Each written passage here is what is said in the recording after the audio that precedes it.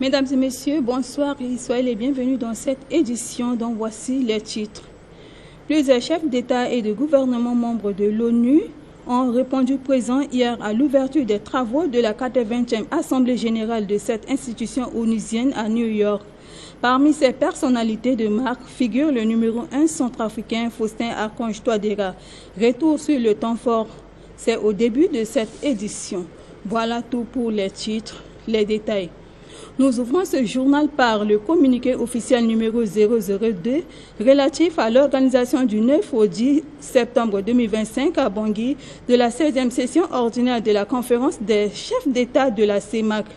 Le ministre d'État de la Justice, de la promotion des droits humains et de la gouvernance et de la bonne gouvernance, garde des Sceaux, président du comité mixte chargé de la préparation de la 16e session ordinaire de la conférence des chefs d'État de la communauté économique et monétaire de l'Afrique centrale, en abrégé CEMAC, adresse ses sincères remerciements à l'ensemble des équipes ayant contribué à la parfaite organisation de l'accueil et de la réussite des différents segments de la conférence qui se sont tenus du 9 au 10 septembre 2025 à Bangui, sous les auspices de son Excellence professeur Faustin Archange Touadéra, président de la République, chef de l'État, président en exercice de la conférence des chefs d'État de la CEMAC.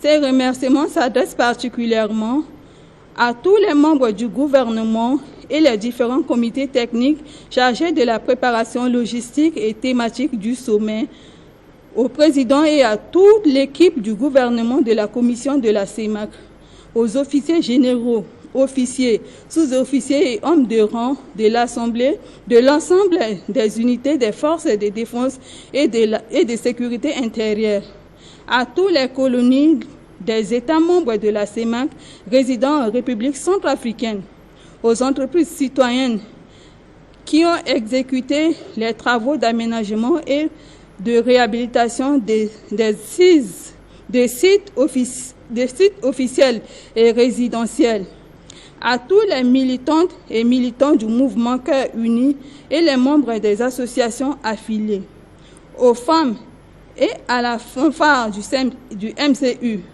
aux organes de presse publics et privés qui ont assuré une large couverture médiatique de l'événement à la population de Bangui et ses environs.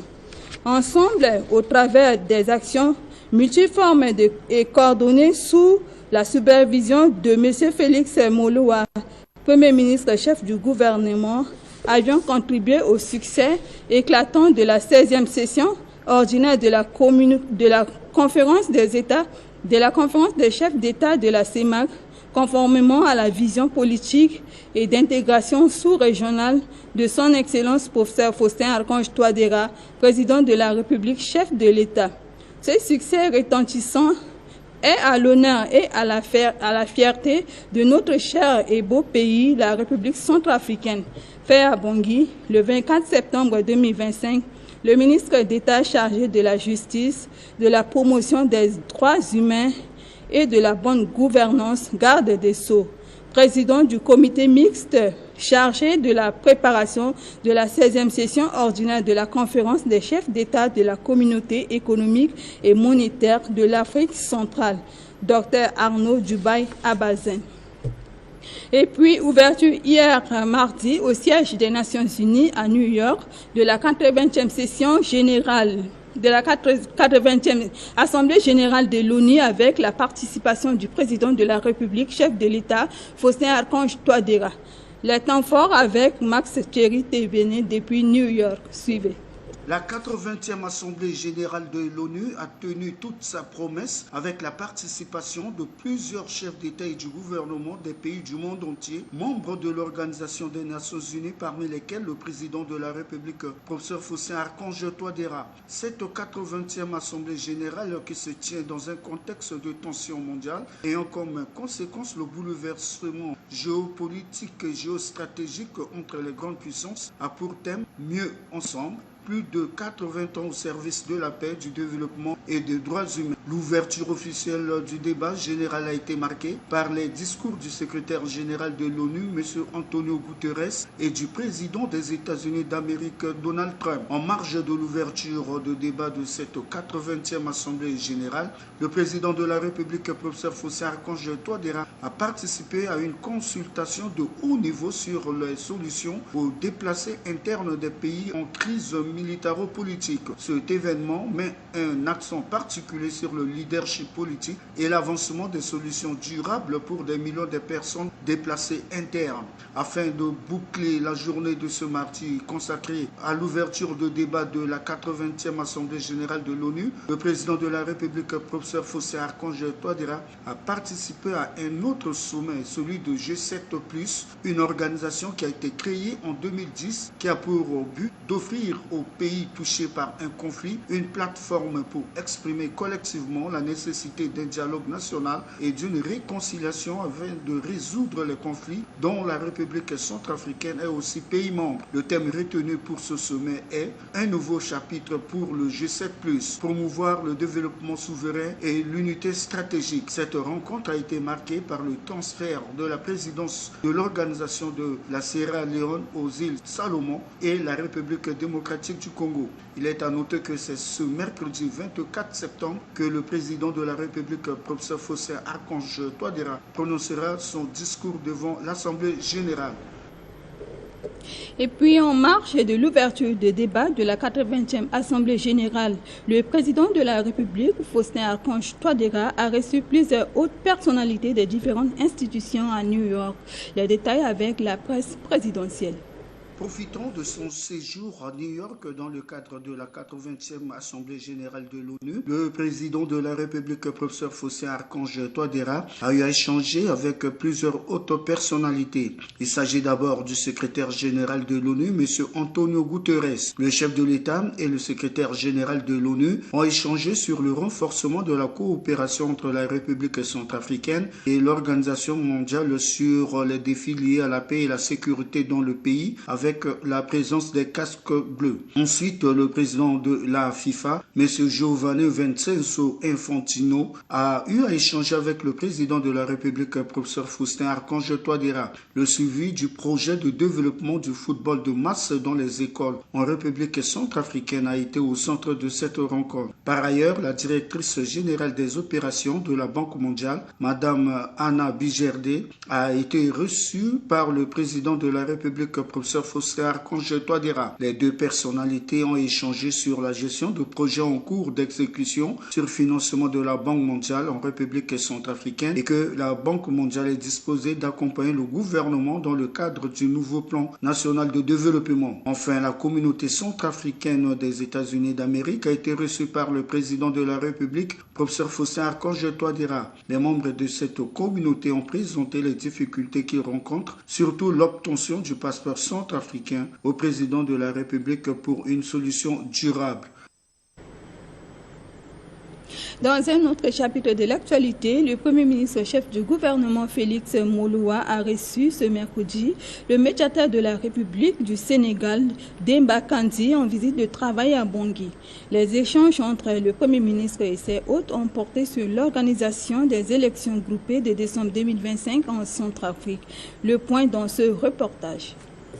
Monsieur Demba Kandji, médiateur de la République du Sénégal, à la tête d'une délégation des experts électoraux qui séjournent depuis quelques jours à Bangui dans le cadre d'un atelier d'échange avec les magistrats du Conseil constitutionnel, a échangé ce matin avec le Premier ministre chef du gouvernement, M. Félix Mouloua, en présence du vice-président de la dite institution, M. Jean-Pierre Ouéboué. L'objet de cette rencontre était de rendre compte de cet atelier qui a porté sur le partage d'expériences sur les bonnes méthodologies d'organisation des élections. Monsieur le Premier ministre nous a fait l'honneur de nous recevoir parce que nous sommes en Centrafrique pour un atelier d'échange avec les magistrats de la Cour constitutionnelle. Nous devions présenter nos devoirs à Monsieur le Premier ministre et vraiment lui exprimer notre ressenti. Nous avons une mission auprès de la Cour constitutionnelle et d'échanger dans des ateliers spécialisés sur les bonnes méthodes, tendant à l'organisation et à la bonne tenue des élections à venir, des élections généralisées qui sont, comme on dit, groupées. Alors c'est un atelier d'échange au cours desquels, de part et d'autre, nous échangeons sur les bons procédés relatifs à la bonne tenue des élections. Il est cependant important de rappeler que cet atelier s'inscrit dans le cadre du soutien de l'Union européenne au gouvernement centrafricain dans l'organisation des élections groupées de décembre 2025. Restons toujours dans ce journal pour vous indiquer que le Comité national de pilotage du projet de relance de la production agro-pastorale, en abrégé PREPAS, sous le ministère de l'Agriculture et du Développement rural, a organisé un atelier de renforcement des capacités des acteurs agricoles ce mercredi à l'hôtel Kichika à Bangui. La cérémonie a été présidée par le ministre de tutelle Gismala Hamza. Reportage de Martial Vianney Bofo. Suivez. PREPAS signifie projet de relance de la production agro-pastorale qui œuvre dans les préfectures de Lombe-la-Poko et celle de Nana Mambiré. Ce projet tire à sa fin, c'est pourquoi il est nécessaire de renforcer les capacités des acteurs agricoles en vue de promouvoir le développement et la transformation de l'agriculture sur l'ensemble du territoire national. Le PREPAS, c'est un projet financé par le FIDA, sous la négociation bien évidemment du gouvernement. Et c'est le premier projet qui a mis en œuvre le RCPCA. Et ce qui est de spécial de PREPAS, le PREPAS c'est un projet qui a combiné l'urgence, le relèvement et le développement. Ce que le gouvernement a toujours dit. Étant venu au moment où notre pays a traversé des moments difficiles, le projet PREPAS a fait de l'urgence pour assister les populations rurales. Il a fait de l'élèvement en aidant les populations à avoir des moyens de subsistance. Et maintenant, c'est le développement. Ils les ont aidés à faire le développement. Et comme le projet tend vers sa fin, bientôt à la fin de ce mois, le projet PREPAS prendra fin, parce que le projet a fait des acquis. A fait des acquis énormes et exceptionnels. A acheté des tracteurs agricoles, mener des infrastructures, des machines triporteurs mises à la disposition des producteurs.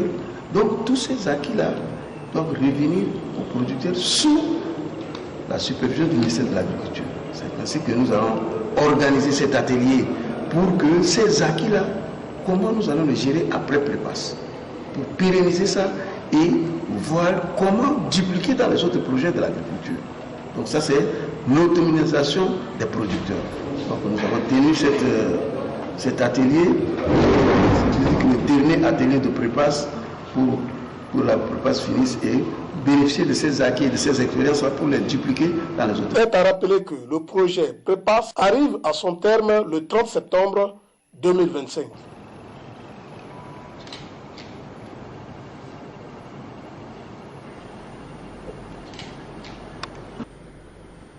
Autre point de l'actualité, la douane centrafricaine a organisé hier mardi la 8e édition de remise des kits scolaires aux enfants des douaniers décédés.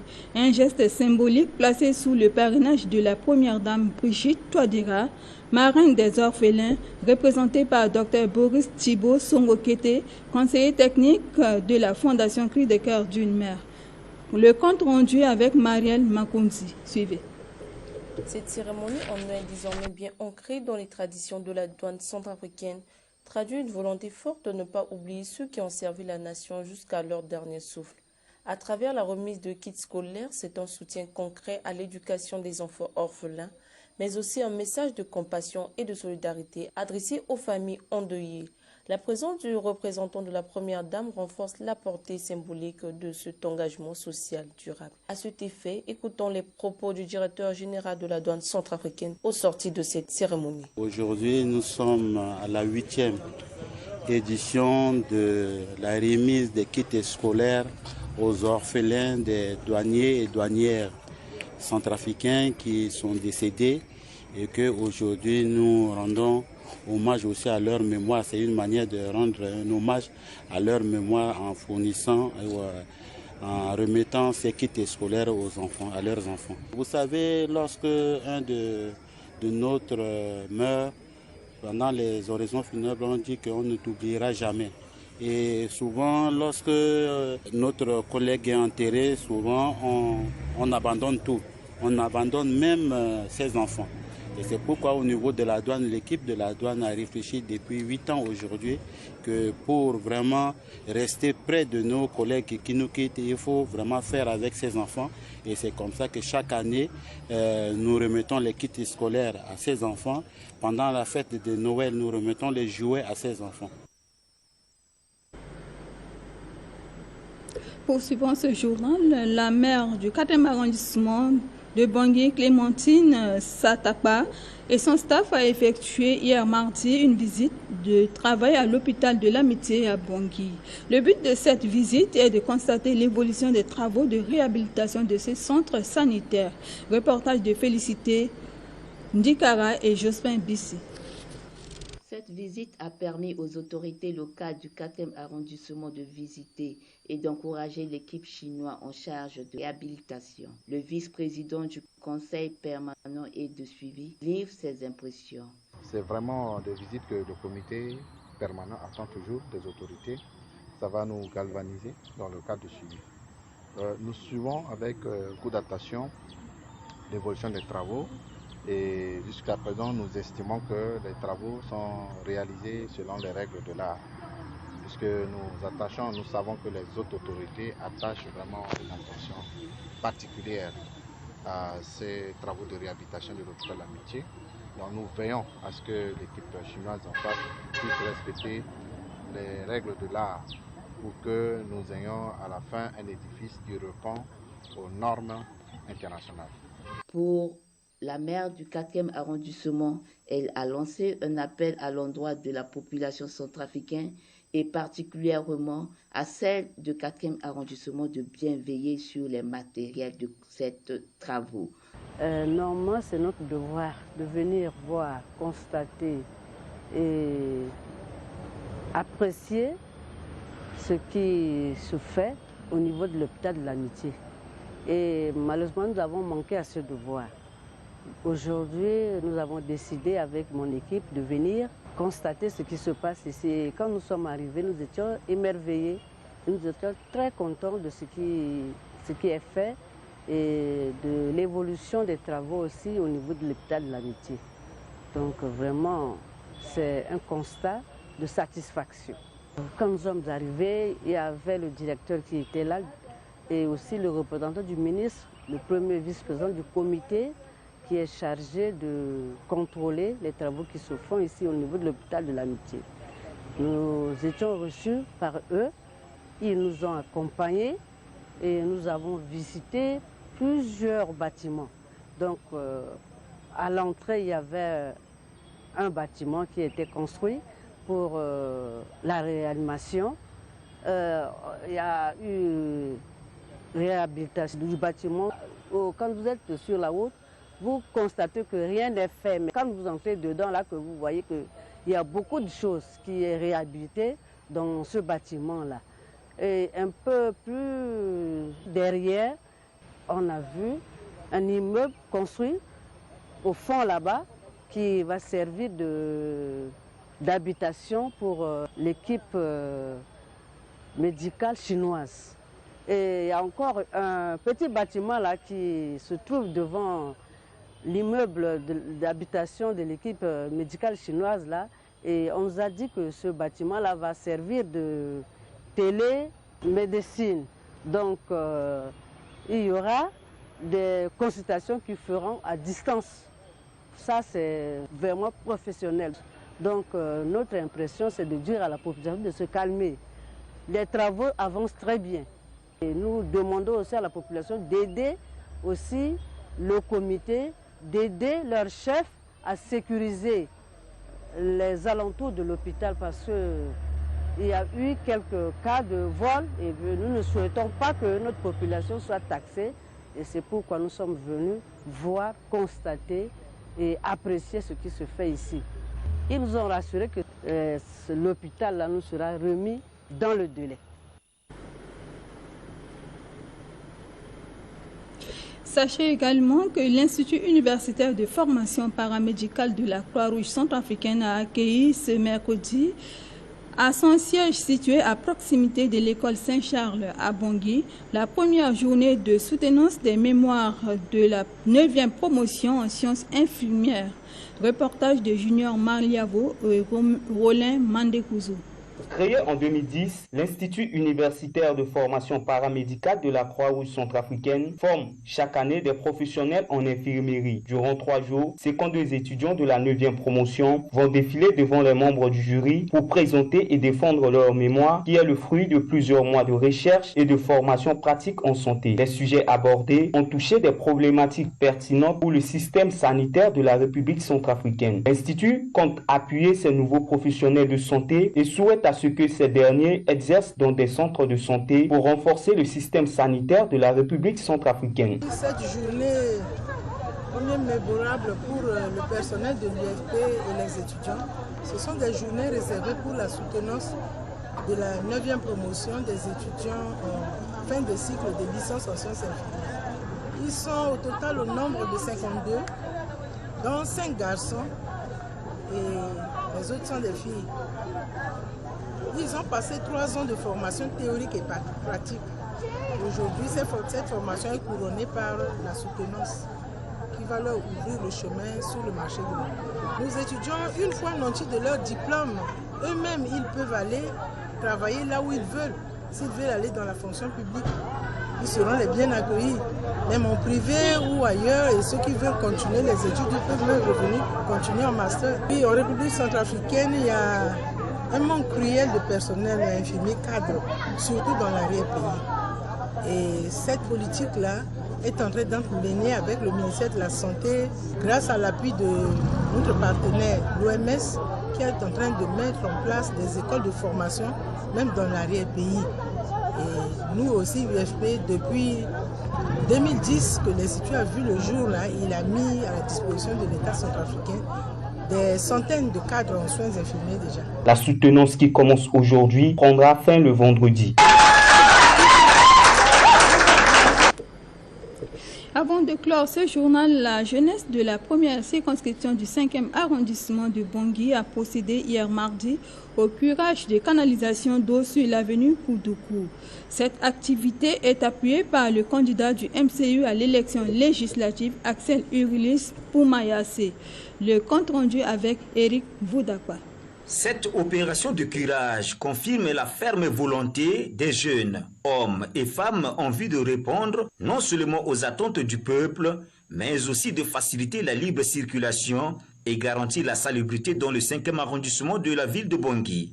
L'initiateur de cette opération s'est dit confiant. C'est la pluie qui est à l'origine de l'inondation. Alors si je maintiens l'activité, comprenez que je veux sûrement mettre en application les instructions du président de la République, chef de l'État, le professeur Fossé Archange Federa, qui demande à tous son trafiquant de se lever chaque samedi, travailler dans sa communauté, travailler dans son quartier, dans son arrondissement, travailler dans son pays pour instaurer la stabilité de toute la vie de notre pays. Il est important de mobiliser toute énergie pour garantir la rentrée des classes 2025-2026, a-t-il ajouté. Protéger les élèves, et pas seulement les élèves du 5e arrondissement.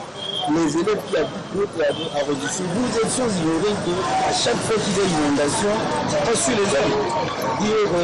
À cause de ces inondations, les enfants sont emportés, les motos avec les élèves sont emportés, et il y a parfois des cas de perte humaine.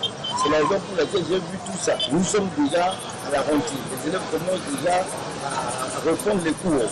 Et si jamais nous ne prenons pas les précautions, on va sur le mettre l'oreille, on va sur le mettre chercher à résoudre des problèmes.